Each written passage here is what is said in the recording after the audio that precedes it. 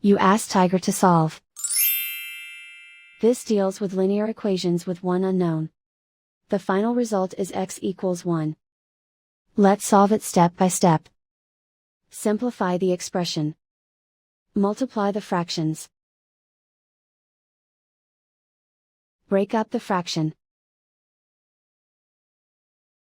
Simplify the fraction. Find the greatest common factor of the numerator and denominator. Factor out and cancel the greatest common factor. Swap sides.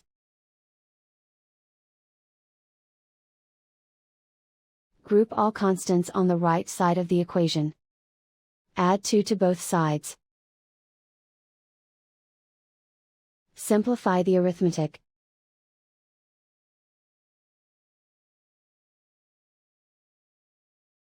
Isolate the x. Divide both sides by 3. Simplify the fraction.